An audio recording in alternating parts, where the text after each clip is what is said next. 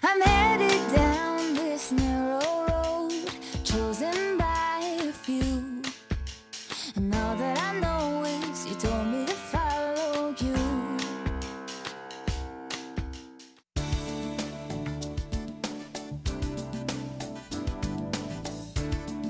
Boa tarde. Você sabe o que é mamoplastia? Hoje no programa estaremos falando mais sobre isso. E para esclarecer todas as nossas dúvidas, nós temos a doutora Fernanda Bode, que é cirurgia plástica, e vai estar aqui com a gente hoje tirando muitas dúvidas, viu, doutora? Boa tarde. Boa tarde, é um prazer estar aqui, esclarecer as dúvidas, porque eu sei que tem muitas. A mamoplastia tem a mamoplastia de aumento, a mamoplastia redutora, levantar, então... Quer dizer, tem assunto hoje, tem né? muito assunto, terei o maior prazer em esclarecer. Isso mesmo. E se você tiver alguma pergunta, ainda dá tempo para você fazer, tá? Nós temos as nossas redes sociais, que a Valéria vai estar te passando agora, então, papel e caneta na mão. Boa tarde, Valéria. Boa tarde, Ana. Boa tarde, doutora. Boa tarde, Valéria. Bom, e boa tarde você que está nos assistindo. Você pode estar ligando para a gente, fazendo a sua pergunta para o 5644-5210 ou mandar um e-mail para vocemulher@r7.com ou pelo Facebook /vocemulhertv. Isso mesmo. E no segundo bloco, nós vamos estar falando sobre a educação dos filhos.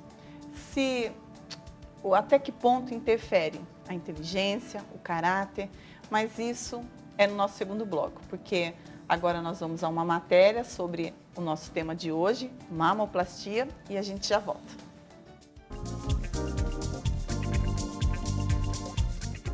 Lucinete está com 35 anos e, assim como muitas mulheres, entrou na contramão da moda. Não estava feliz com os seios fartos e diminuiu o tamanho deles. Comecei a sentir muitas dores nas costas.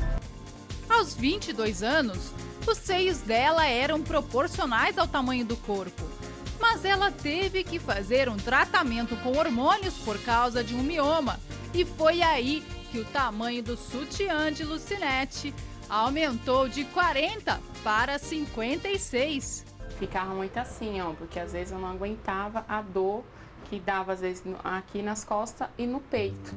A esteticista já estava com o trabalho prejudicado por causa das dores nas costas e a má postura. Comecei a pensar o que fazer. Aí fui correr atrás para fazer uma plástica, uma cirurgia para estar diminuindo a mama. De 700 mil cirurgias plásticas realizadas por ano no Brasil, 12% são para redução das mamas. Mas não é só por motivo de estética, mas de saúde também. Tive uma segunda mama, que era uma grânula que deu debaixo da mamária, que é debaixo do axila. E aí foram 400 a lateral e 800 em cada mama. 1,2 kg foi tirado. Que aí teve que dar uma lipada lateral e ainda tirar a outra segunda mama. É tanto que eu tinha uma cicatriz debaixo do braço e o T que foi feito. O resultado para Lucinete foi ótimo. Ela passou até a se arrumar mais e a dor nas costas sumiu junto com a má postura. Já Denise operou 2 vezes. Ela tinha seio farto desde a adolescência. Na primeira operação, retirou meio litro de cada seio. E a segunda cirurgia foi aos 40 anos. Refiz o seio, porque como eu já tinha tido 2 gravidezes, já tinham passado 20 anos, eu tenho meio um efeito sanfona na minha vida, que eu emagreço, engordo, isso tudo muda um pouco o seio. E aí eu aproveitei e refiz. Ela se sentiu bem melhor depois da cirurgia. Eu comecei a usar camisa mais aberta, camisetas com decote V. Aí eu comecei a gostar mais de mim, do meu corpo. Denise teve a opção de colocar prótese para firmar mais os seios, mas ela não gosta. A mulher, ela tem que deixar o corpo harmonioso. Ela tem que se sentir bem, ela tem que se gostar, ela tem que se achar bonita. Sua autoestima melhora, tudo melhora. Beatriz é adolescente, mas com 17 anos já sabia o que queria. Trocou a viagem das férias de julho pela cirurgia de redução das mamas. preferi, porque era uma coisa que eu queria faz tempo, né? Então, aí eu conversei com os meus pais e meus pais falaram, se você quiser, a gente faz e fez. Era bem pesado, assim, ele me... Beatriz tinha até dificuldade de estudar por causa do tamanho e peso dos seios. Hoje, ela está mais leve em todos os sentidos, mais feliz com o novo tamanho do sutiã. Fique atento ao programa Você Mulher e saiba quem precisa, qual o melhor momento e os cuidados que deve tomar na escolha por reduzir as mamas. Veja agora no programa Você Mulher. Faça sua pergunta sobre saúde e envie para o nosso Facebook, facebook.com/vocêmulher. Um espaço para você interagir e sugerir temas. Fique ligado e participe. Doutora, como que consiste a cirurgia da mamoplastia? A cirurgia da mamoplastia, que é a mamoplastia redutora, que a mama é pesada, grande, a gente vai fazer uma redução do tamanho da glândula, uma elevação do todo o complexo da areola e mamilo, né? Que ele tende a cair com o peso. E isso força, a pessoa acaba ficando com uma postura errada, às vezes também por vergonha. Era isso que a maioria eu acho que é, né, doutora? Muitas, né? Vergonha, principalmente em meninas magras, porque a mama, nem sempre as mamas grandes estão em pessoas que estão acima do peso ou fora do peso. Existem muitas pessoas que são magras e têm uma mama muito grande, às vezes é grande para a estrutura física da pessoa. Exatamente. Então, tende a esconder, a ficar com o ombro caído, então a pessoa acaba tendo problemas de coluna, às vezes não tanto pelo peso, mas pela postura mesmo. E a gente vê que vai muito além disso mesmo, da estética, né? A gente vê que é um efeito dominó ali. A pessoa, ela tende a esconder o que está incomodando, lógico, né? E aí ela vai se retraindo, os ombros, aí já afeta a coluna. Isso, acaba afetando, porque às vezes há uma deformação até da parte óssea, e a postura principalmente. E a autoestima, porque a pessoa tem vergonha de se esticar e mostrar o corpo. E quando faz a cirurgia, logo, às vezes nem ainda está com sutiã, já está no pós-operatório, a pessoa já refere, já melhorou muito as minhas costas, já estou me sentindo melhor. A pessoa já fica muito mais livre. E aí ela já começa a autoestima ali mudar, né? Sim. Já tem outra responde, postura até de vida, porque ela se sente mais animada. Já tive muitas pessoas com mamas muito grandes que não conseguiam nem exercer a profissão, pessoas que trabalham com faxina, com coisa que tem que subir, professoras da aula, porque esticar o braço, a mama incomodava tanto a ponto de atrapalhar na própria realização das tarefas do dia a dia. E existe uma idade, doutora, para que essa cirurgia seja feita, a primeira cirurgia? O ideal é que se espere completar o crescimento, que na mulher é em torno dos 18 anos, mais ou menos 4 anos depois da primeira menstruação. Tá? Que daí a mama não vai crescer, exagerar. A gente vê, se tem meninas, às vezes de 16, já houve casos assim. Aí a gente faz o raio-x do punho para ver se não vai crescer mais, porque se já consolidou o osso e não vai ver que aquela menina não vai crescer, aí dá para fazer. Mas assim, geralmente em torno dos 18 anos para frente. Eu até mencionei a primeira cirurgia, porque existem casos que há necessidade da pessoa dividir isso, Se a gente pode falar assim, Não. dividir essa cirurgia ou não. Na primeira, ela já consegue reduzir para o tamanho que vai ser mais confortável para ela. Não, dividir em etapas as cirurgias, não. Mas às vezes a pessoa faz mais nova e depois engorda, ou tem filho, ou a mama aumenta um pouco, ou cai, e ela acaba mais tarde fazendo de novo. Ah, tá. Mas não porque precise fazer em 2 etapas. Doutora, e no caso, de repente a pessoa não tem uma mama muito grande, mas é pesada. Isso pode acontecer? Pode, as mamas glandulares, que ela é composta por... A nossa glândula mamária, ela tem glândula e gordura misturada. Tem gente que tem predominância de glândula, as pessoas mais jovens, geralmente têm predominância de glândula, e outras têm mais gordura. Então, essas mamas mais pesadas são essas glandulares.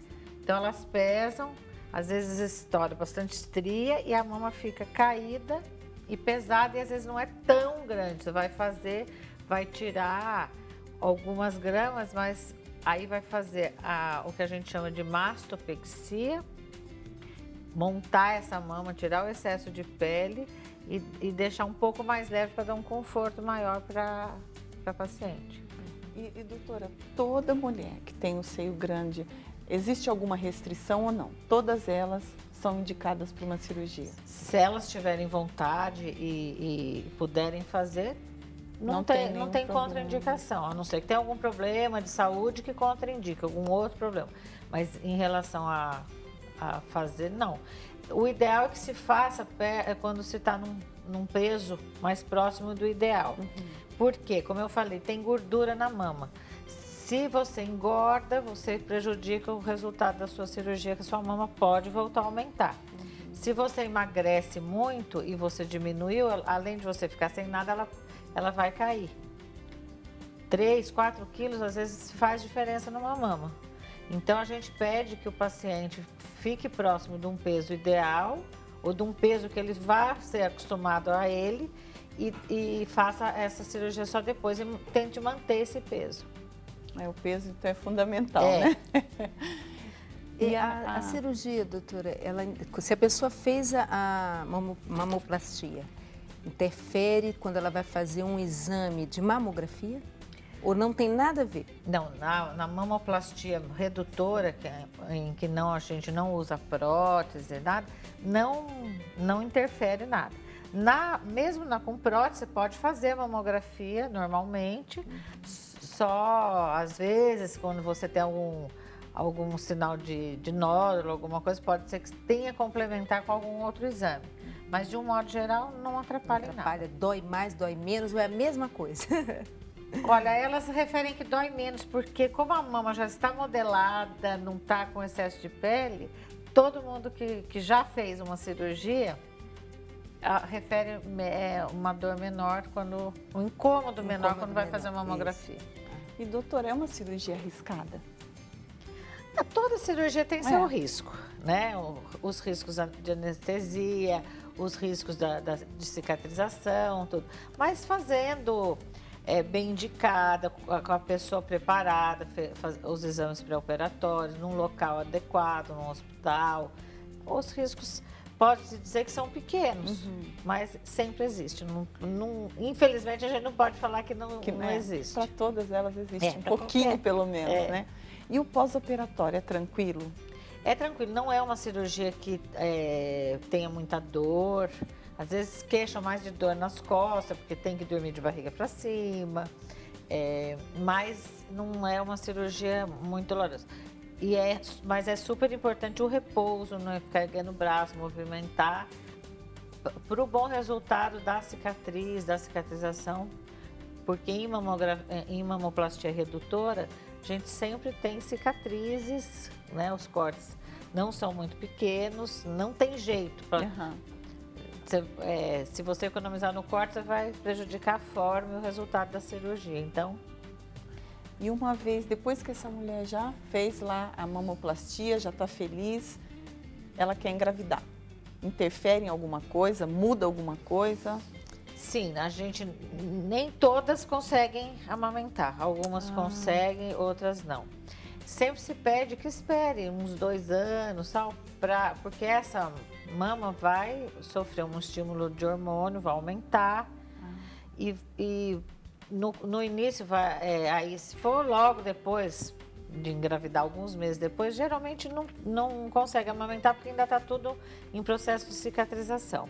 Se for um tempo maior, ela pode, às vezes, amamentar, só que sempre prejudica um pouco, porque vai aumentar a mama, depois que parar de amamentar, vai diminuir, ou mesmo que não amamente, só o estímulo de hormônio que aumenta, diminui essa alteração de peso, sempre ela vai cair um pouquinho, diminuir um pouquinho. Por isso que é legal tudo que a gente vai fazer, né? Ter certeza, planejar, né? Porque nós estamos falando de uma adolescente com uns 16 anos.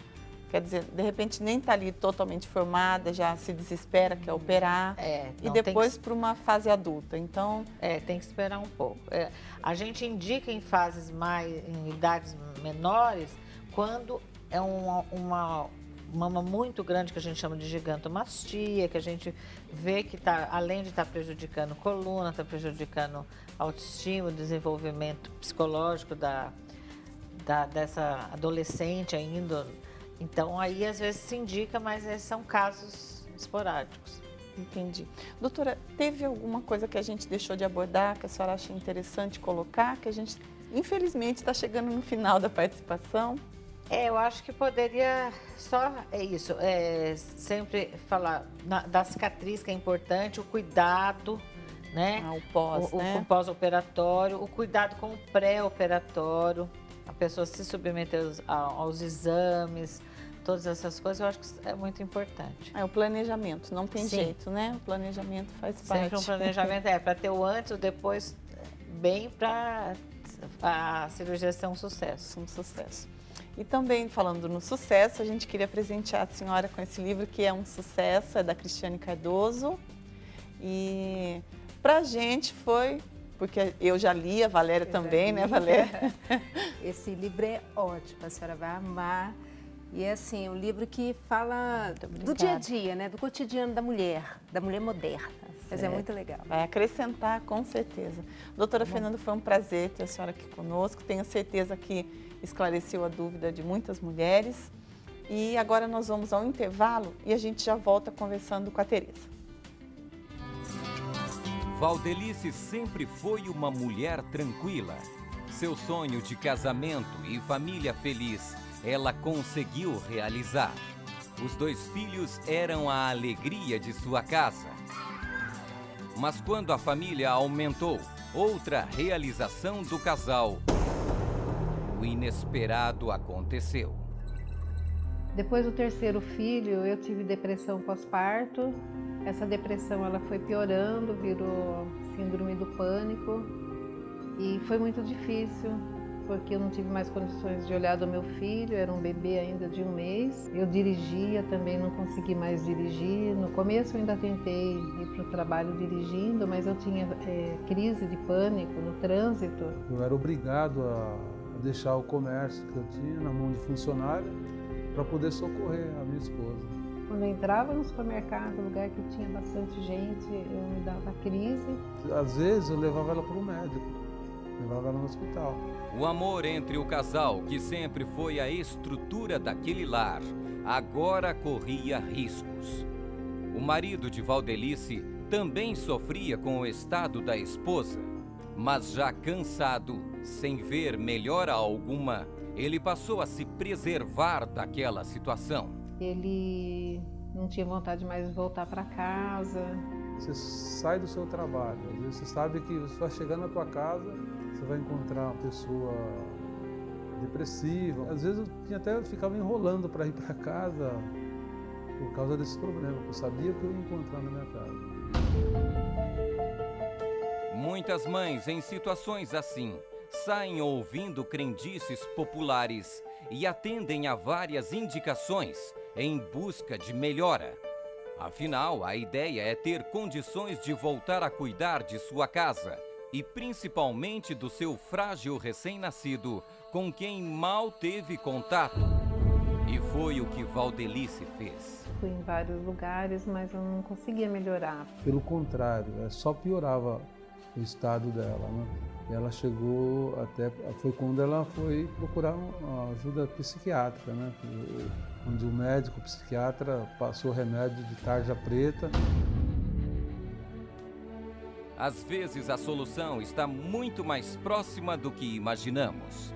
No caso de Valdelice, estava ali, na família. Minha sogra, vendo o meu sofrimento, me fez um convite para participar de uma reunião na Universal.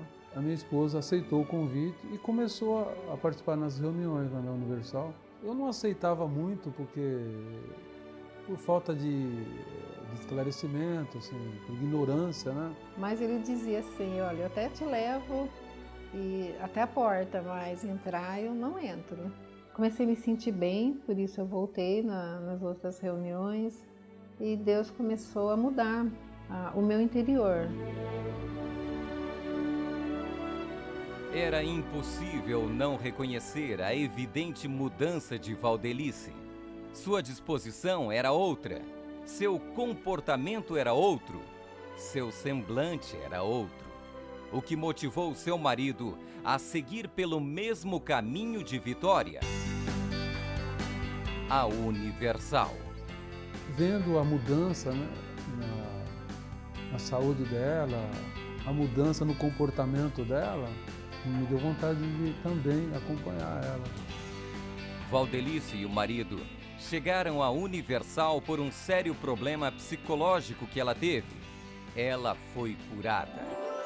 E a partir daí, tudo em suas vidas começou a se fazer novo, a ter um novo valor.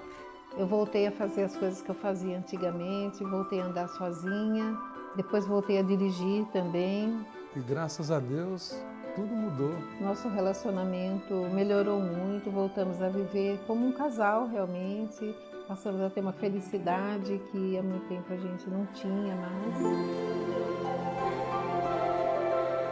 Minha vida financeira mudou totalmente. Temos uma casa muito bonita, ele tem a empresa dele, está prosperando. Hoje a família de Valdelice é um exemplo a ser seguido. Paz, amor, certezas, tranquilidade, conquistas fazem parte do dia a dia nesse lar, que alcançou a felicidade plena, seguindo os ensinamentos recebidos na Universal. Deus, quando Ele faz as coisas, Ele faz por completo realmente, entendeu? Isso eu sou testemunho vivo disso aí. Hoje eu sou muito feliz.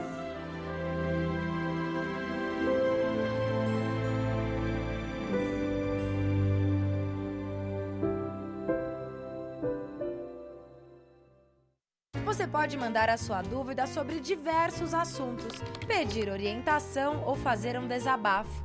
Envie seu e-mail vocemulher@r7.com.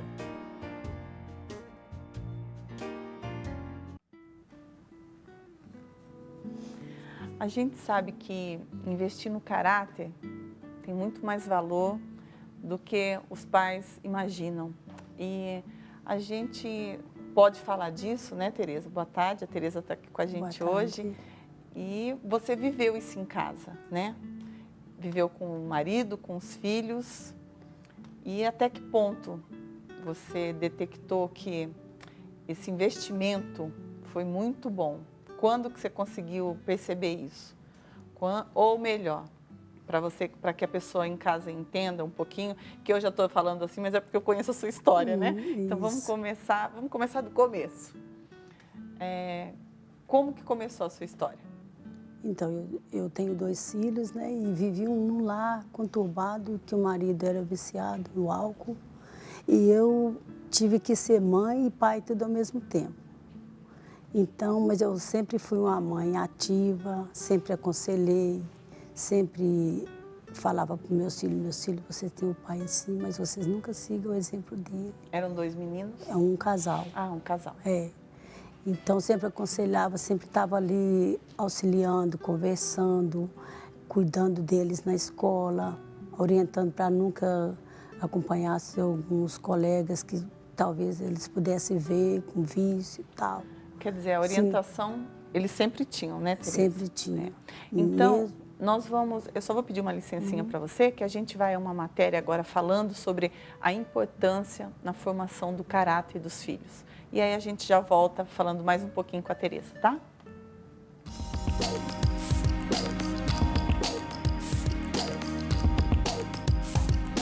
Nós temos ali grupo de crianças, às vezes que não está na escola, às vezes que está até mais tarde na rua, sem a presença dos pais, que são facilmente massa de manobra para os traficantes para poderem atuar contra a tropa. Chamado mundo paralelo, o mundo das comunidades, quando mostrado pela televisão, na maioria das vezes é cruel. Violência, tráfico de drogas e combates que podem levar até a morte. E muitas crianças convivem nesse estreito. E muitas vezes predomina a falta de esperança. Como viver em uma realidade cruel e não se deixar influenciar negativamente? Será que é possível? Inocentes no meio do tráfico de drogas e condutas deturpadas serem criados no caminho correto? Quando a mulher tem garra para trabalhar, ela enfrenta qualquer coisa pelos filhos. Então, eu tô aí.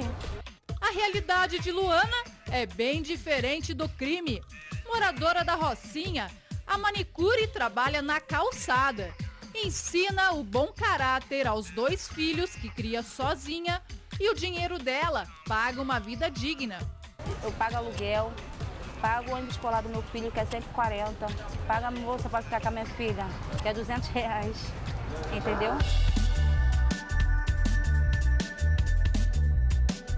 Bruna parou de estudar aos 13 anos. Aos 20, já tem um filho de 3 anos, está grávida de 6 meses, mas é justa e quer uma realidade digna para os filhos.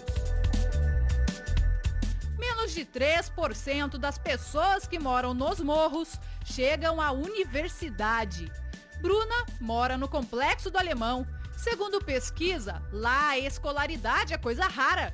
Mas isso não impede que o ensinamento dos pais para os filhos seja de qualidade exemplar. Os sonhos podem ser concretizados quando o bom caráter, fé e força de vontade vencem o meio em que se vive. O caminho reto pode não ser aparentemente o mais fácil, mas sem dúvidas é o melhor, além de trazer paz e gratidão. Bianca se lembra do seu maior exemplo, a vida justa da mãe. É metal, alumínio, papel, ferro, garrafa PET. Nossa, subia as ladeiras com o carrinho, nossa, pesado. E meu irmão era só o pauzinho da rabiola. E pra baixar o carrinho, os 2 ficavam pendurados. A gente chamava os povos maiores lá pra ajudar a gente. Ele e meu irmão ainda ficavam, nossa, quando tiver maior assim, eu vou dar uma casa pra minha mãe. Então eu falava, não, eu quero dar primeiro, a gente suava. E a gente falava, não, a gente vai trabalhar juntos também pra dar a casa pra mãe. E, tipo, vendo minha mãe saindo assim, voltava um tardão pra ajudar a gente. Não deixava nada faltar, até hoje não deixa. A casa nova ainda não chegou, mas o caráter aprendido desde a infância fez a diferença para Bianca levar uma vida digna.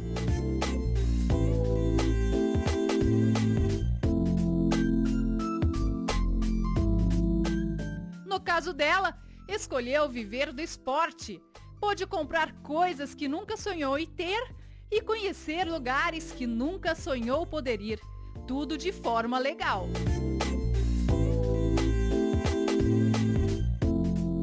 Primeira seleção, eu fui para o Equador, fui para Roma, Amsterdã, Itália. Mesmo no caminho, entre as vielas e com falta de infraestrutura, é possível ensinar aos filhos o bom caráter e a boa conduta.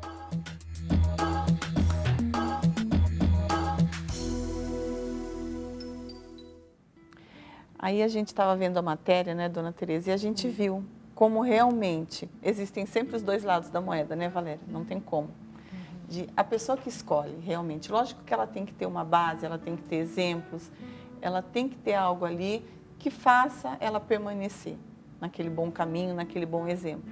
Mas a escolha sempre é da pessoa. Foi isso que aconteceu com a senhora e os filhos, né? A senhora contava pra gente antes da matéria que tinha um marido nos vícios e precisou também ser o homem da casa.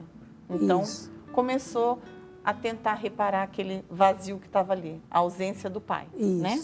E aí começou a orientar os filhos. Eu tive que tomar atitudes no momento que deveria ser o pai, eu que me colocava no lugar de pai. No lugar de pai. E mãe ao mesmo tempo. Sempre aconselhando, porque às vezes eles eram revoltados. Porque eu falava, vocês não olham, por exemplo, do seu pai. Vocês obedecem, que a mamãe falar para vocês, porque vocês não têm a perder. Mesmo seu pai sendo assim, vocês não vão pelo caminho dele, pelo exemplo dele. Quer dizer, o exemplo que ali o pai estava dando não era o que eles esperavam de um pai, né? Então isso causava uma revolta. E dona Tereza, essa revolta, ela só ficava dentro de casa ou ela saiu aí de portão afora? Na escola, como que era o comportamento deles? Eu cheguei a ter problema com o meu filho, devido ele na escola tinha mau comportamento até com os colegas, devido até mesmo à falta de amor que ele tinha do pai. Porque eu era sempre presente ali, aconselhando, mas não era o suficiente. Ele sentia aquele rejeito, assim, entre aspas, do pai, de contar com o pai, mas não ter o pai no momento presente, de pai, assim, para aconselhar, para ser aquele pai amigo. Eles não tiveram. Mas aí eu entrava com minha orientação, eu tentava ajudar eles, né? Para assim, para nunca na escola se visse algum coleguinha com vício, não olhasse para aquilo, obedecesse o que a mamãe falava, porque eles só tinham que ser bem-sucedido. E eles me ouviam. E na escola eles chegaram a se envolver com algum tipo de droga, de meu vício? Filho, eu cheguei a ser chamada na escola devido ao mau comportamento, assim, de ser revoltado, de querer, assim, ver outro coleguinha contar que tinha pai e tal, presente, e meu filho não tinha aquele pai presente para participar, ir nas comemorações da escola e tal, entendeu? Quer dizer, a senhora buscava uma força ali, né? Pra... Isso, para tentar ajudar eles, para não partir para o mundo das drogas. Mas eles tiveram toda a oportunidade de ser umas crianças no mundo do crime. E até como a gente viu na matéria, né, dona Tereza? Não tem como, né? Não o mundo existe, né? Mas aí sou eu que escolho para que lado eu vou. E eles, de repente, vendo essa força, essa garra na senhora, até respeitavam isso, né, Valéria? Na hora lá da... Porque a gente sabe que a escola é uma porta ali, isso, né? aberta para as coisas. E ela teve que lutar em dobro. Porque não tendo o apoio do marido, né, para dar a educação necessária, para ser o exemplo, a senhora teve que lutar em dobro. Mas essa força, a mulher é capaz, Ana. A mulher é capaz de educar o filho no caminho certo, se ela for exemplo. E a senhora procurava ser esse exemplo. E eles viram esse exemplo em mim, tanto é que eles chegaram a ponto de falar, não, mãe, a gente está com a senhora. Todo lugar que a senhora for, a gente está junto com a senhora. E também na vida diária, ali, vendo as lutas, né? Então, eu tenho a certeza que a senhora teve que abrir mão várias vezes, né? De situações que poderia ficar para a senhora, ter seu momento, e a senhora não. É para os filhos, porque eles precisam disso, né? E renunciava a minha própria vida por causa deles. E também via a revolta deles, revolta né? E a gente sabe que é nítido isso. E é uma afirmação mesmo, que toda criança revoltada, ela tem carência de alguma coisa, né? Então, como ela não sabe expressar de uma outra forma, vem através de uma agressão, né? De um nervosismo. A ponto do meu filho ficar tão revoltado dentro de casa, que ele chegou em mim um dia e falou, mamãe, eu vou deixar a senhora com meu pai e a minha irmã. Eu vou sair de casa. Porque ele achava que era a solução. Ele achava que era a solução. Aí, aonde eu entrei, o coração partido, falei, filho, você não vai fazer isso. Mamãe está aqui do seu lado para te ajudar, para te orientar. Ele falou, mãe, eu já não aguento mais o sofrimento da senhora. Ele tinha quantos anos quando isso aconteceu? Quando ele quis sair de casa? Uns 12 para 13 anos. Uma criança. Uma criança, quer dizer, nem sabia o que esperava ele lá fora. Mas o desespero era tão grande, né? Então, E em meio a tudo isso eu tive que ser forte, porque o coração apertou. Falei, meu Deus, agora o que eu vou fazer, né? Porque não tem saída, meu filho chegou nessa situação. Mas eu mantive pulso firme, conversando, ajudando ele, não, filho. E a gente vê, ele estava com 12 anos, 12 né? para 13 anos, a fase difícil, que é 12 para 13 anos, que é a fase da adolescência, que é onde mais precisa do apoio dos pais. E aonde ele não teve, né? porque a cabecinha do filho, entre 12 e 13 anos, ele está dividido entre namoradinhas, droga, tudinho. E eu vivi tudo isso. E ele teve colegas que era vizinho meu, que era viciado nas drogas. E nem por isso ele nunca se envolveu. A gente vê que ela se emociona, porque foi um momento difícil, né? A senhora ter que lidar com essa situação, ser forte para os seus filhos, ser um exemplo para eles. Mas tudo isso vale a pena. Vale. E a gente vê, né, Tereza, e a Valéria também, são duas mães que podem falar com propriedade. Eu posso falar no sentido de filha, que tudo que a gente aprende fica na nossa memória, né? A gente vê a reação dos pais numa resposta com um vizinho, com um amigo, até no tratamento com outro irmão. Então, tudo isso vai formando o nosso caráter, né? A gente vai aprendendo a lidar com as situações. Se o meu pai, que é o meu exemplo, a minha mãe é o meu referencial, e eles estão fazendo isso, então eu acredito que isso seja o certo, né? Então, a gente vai trazendo essa bagagem para ser aplicada aqui fora. E aí, por isso a importância mesmo dos pais presentes, né? Por isso que a Tereza bate nessa tecla de estar sempre ali orientando, né? E para a senhora ter ideia, eles tinham tanto assim, eles tinham confiança, né? Respeito, porque meu caráter, né? Eles sempre eram de conversar comigo. Um dia o meu filho chegou em mim e falou, mamãe, o meu colega de escola bateu em mim porque eles queriam que eu fosse para um lugar que eles queriam e eu não fui. Falei, isso mesmo, filho. Por quê? Porque eu já tinha orientado eles que não fosse para lugar nenhum que fosse chamado. Então eles obedeceram. E olha a importância, né? O cuidado dentro de casa é muito importante para que eles não venham lá fora ficar perdidos. Porque a gente vê, né, Tereza, a correria de hoje, né, Valéria, faz com que a gente acabe deixando algumas coisas de lado. Não tendo tempo para orientar no momento que mais o filho precisa. E querendo, de repente, que a escola faça o papel dos pais, né? Não faz. E a senhora comprovou isso em casa. Comprovei Como isso em casa. foi bom essa orientação? Porque na escola ele estava aprendendo, com certeza, mas também estava conhecendo um outro mundo. Diferente. Né? Conhecendo outras coisas que a senhora não estava passando. Mas o que estava dando para ele em casa estava sendo uma base, estava tendo ali um suporte para que lá fora ele aprendesse a resistir. Né? E todo o ensinamento que teve em casa, quando precisou colocar em prática, a senhora teve êxito, né? E um erro tão grande, né, Valéria, que os pais hoje em dia cometem é colocar responsabilidade na escola, na babá. Isso. Quer que outros eduquem. Ana, eu tive essa experiência semana passada, nós tivemos aqui a presença da minha filha, né? Isso. E eu fiquei super orgulhosa de ouvir ela falando, né? Porque realmente houve uma mudança, mas existiu da minha parte um trabalho. E às vezes é cansativo, a senhora sabe disso. É cansativo, não é uma coisa assim que fala assim, eu tiro de letra, não. Você que se tem eu falar que investir. só uma vez, ele já vai Não ouvir. é assim. Não é assim. Primeiro, você tem que dar muito exemplo, você tem que ser exemplo para eles. Segundo, você vai ter que trabalhar muito para que aquilo fique encucado na cabeça deles. Que a cabecinha deles fica, né, muita coisa. Porque a pessoa... a gente já sabe, a fase mas difícil. Eles estão conhecendo. Então, tudo é novo, né? Para onde eu vou, é uma realidade, é um mundo novo mesmo. A verdade é essa, é um mundo novo que está sendo apresentado. E que é a gente que tem que ensinar esse caminho. E tem mais, que por mais que nós queiramos trazer eles para junto de nós, querer prender, a gente não consegue. Mas o tudo é o conversar, porque aí eles vão estar saindo com aquela certeza, não estou saindo, mas com o conselho da minha mãe, que orientou por bem. É porque a vontade de toda mãe, né, é que não crescesse. E não ficasse crescesse. Ali, pequenininho, guardadinho, seguro.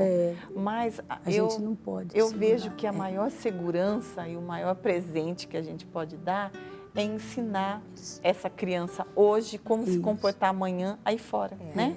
Que aí é esse orgulho que a Valéria fala, que Débora pôde sentar aqui e falar que hoje consegue ter uma vida independente, mas pela bagagem que ela tem, né? E foi isso que a senhora fez com os filhos. Né? Não é Hoje a gente... Tiveram momentos que a senhora pensou em desistir, de jogar tudo pro alto e falar, não tô aguentando mais. Sumir. Para a senhora ter ideia, ele falou para mim, vamos embora, eu ajudo a senhora, a gente vai morar no outro canto, deixa meu pai, que eu não aguento mais. Pois é, isso e que eu eu estava tenho que ser forte e passar a força para ele, filho, nós temos que ter paciência com seu pai. Ele, que paciência porque a senhora falando, eu fiquei pensando, tá bom, olha, eram 2 lutas, né, Valéria? 2 lutas. Para que os filhos permanecessem num caminho bom, que não olhassem pro momento que o pai estava passando e conservar seu casamento. Isso, também. Né? Eram 2 lutas diárias ali dentro de casa. E que todo dia, aí veio esse momento, de querer jogar tudo pro alto. Mas aí eu não aguentava mais, né? Tanto, e eu não podia jogar pro alto, porque eu sabia que tinha a responsabilidade de 2 filhos para eu poder ter que ajudar. E o marido? O marido tentava mudar, via aquela situação, queria jogar tudo pro alto também. Como ficou o casamento? O casamento ficou por Deus. Porque, assim, quando ele estava fora, tudo bem, a gente era aquela paz. Quando ele chegava, começava o tormento. Aí, então, eles preferiam, às vezes, ele lá fora do que dentro de casa. É, para uma mãe isso é triste, né? Porque então não podia jogar os pés nele também, que ele era meu marido, meu esposo. Então eu vivi numa situação e nem podia abandonar os meus filhos. Quando a senhora fala meu marido, eu acredito que é porque a senhora sabe do homem que tinha dentro de casa, né? E que agora estava passando por uma situação que a senhora fala assim, peraí, essa não é a pessoa que eu casei. Não é. Né? Não foi. Então, vale a pena eu lutar, porque eu conheço o homem que eu trouxe para a minha vida, né? Por isso a insistência de todo dia estar ali, né? Perseverando, tentando, buscando uma solução para que tanto os filhos quanto ele fosse aquela família que a senhora sonhou. E né? hoje eu tenho 32 anos de casada. Ah, mas a senhora vai esperar, porque nós vamos... Essa é a parte que a gente mais gosta. Mas eu vou pedir uma licencinha para a senhora, que você que está acompanhando o nosso programa viu que agora também pode buscar sua orientação via e-mail. E, então, toda semana, todos os dias nós estamos aqui orientando também o seu pedido de ajuda por uma carta, por um e-mail, que você que nos está hoje pela primeira vez pode anotar, que é o vocemulher@r7.com.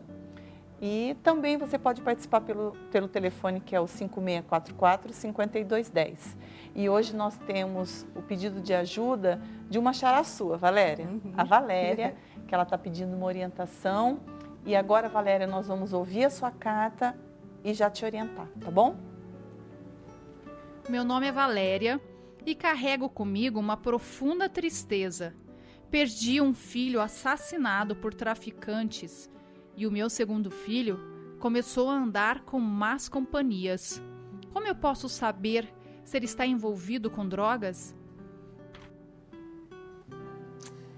Valéria, não tem como você fazer seu filho voltar, né?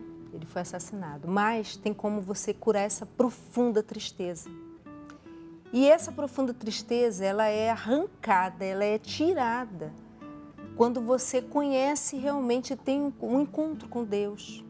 É a única forma, quando a gente tem um encontro com Deus, toda tristeza, todo vazio, tudo aquilo que nos oprime, que nos deixa para baixo é arrancado. Então você tem essa oportunidade hoje de ter uma nova vida. Em toda a Universal, hoje tem uma reunião especial para esse tratamento interior. É uma reunião que leva a pessoa a ter um encontro com Deus. Se você quiser participar conosco, aqui na Avenida João Dias, 1800, nós temos essa reunião. Em toda a Universal. Você pode estar participando, que eu tenho certeza que essa tristeza vai ser arrancada. E o seu filho, o seu segundo filho, também pode ser alcançado através da sua fé, tá bom? Que ela não fique preocupada, né, Valéria? Entrega, Valéria. Entrega na mão de Deus, sim. Você pode ter certeza. Não se preocupe com o que ele está fazendo agora. Você pode mudar o amanhã dele. tomando essa atitude, recebendo, aceitando esse convite da Valéria, tá bom? E eu tenho certeza que em breve momento, né, Valéria, ela vai estar ligando e até, de repente, a gente já te convida. Você pode estar aqui como a Tereza, testemunhando essa mudança, tá bom? Isso aconteceu, né, Tereza? Teve um momento que teve esse antes e depois, tanto na sua vida quanto na vida dos filhos e do marido, que você falou que hoje está com quanto tempo de casada? 32 anos. E não mudou de marido? Não, é o mesmo. Marido. Então vamos contar agora a receita, né? Que eu acho que é o que essa é a parte que a gente mais gosta, de dar a receita da solução. Então, a receita é muito amor, paciência, né? Não olhar para os defeitos, porque defeitos a gente vai ver muitos, mas a gente tem que olhar para as qualidades. E o que fez eu ter essa paciência, esse amor com meu esposo foi isso, que ele nunca foi um mau marido.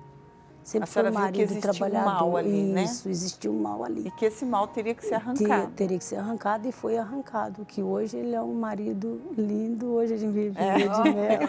Olha que bonito. 36 anos, hoje em dia é difícil ouvir isso, né? 32 anos. 32, e falar assim, hoje ele é um marido lindo. E hoje ele me trata assim, com muito amor também, porque ele viu o quanto eu sofri com ele. Hoje os meus filhos também vê, falam, olha pai, como a mãe sofreu tanto que você hoje valeu a pena. Valeu a pena, né? E os filhos viram também, isso, né? Os filhos maravilhados. Hoje ele é um pai presente, assim, que ele vê que perdeu tanto tempo de não ter sido aquele pai presente no passado. Hoje ele aproveita as oportunidades que ele tem, porque hoje os filhos estão todos abençoados também. Quer dizer, olha a força da mulher, né? Olha a sabedoria de uma mulher. Força, né? Nós temos essa força e podemos vencer. Todas mesmo nós em meio temos. a tantas lutas, a gente pode vencer e vence. E é orgulho hoje, né? Orgulho né, Dona hoje. Tereza, poder falar assim, valeu a pena as lágrimas derramadas, isso, né? Foi. Porque foi como a Valéria falou, difíceis. né? São momentos que é de respirar fundo mesmo e focar no que a pessoa quer, né? Porque nesse momento também vem pensamentos, vem pessoas até, porque eu acredito que a senhora também ouviu muita gente falar, larga dele, separa. Né? Você é uma mulher trabalhadora, bonita, tem tudo pela frente, você não precisa desse marido, beberrão, fedido e tal. Eu falei, não, mas não é isso. Mas eu olhava as qualidades do meu marido, eu sabia que no momento eu precisava de estar do lado dele. Mas pedir isso é o olhar de uma mulher, né? De uma mulher de Deus, uma mulher guerreira que recebe um discernimento para isso, né? Quer dizer, a senhora sabia do homem que trouxe para a sua vida e que hoje tinha transformado em um outro homem. Então a senhora foi em busca desse homem de volta, né? E isso, a senhora ouviu falar da Igreja Universal pela televisão? Foi um convite? Foi um convite. A minha cunhada me convidou e eu fui. Quer dizer, vendo a sua luta ali e ela já, com certeza, tendo a solução. Né? E ela me convidava e eu sempre resistindo, querendo ir, mas o dia que eu fui também, decidi.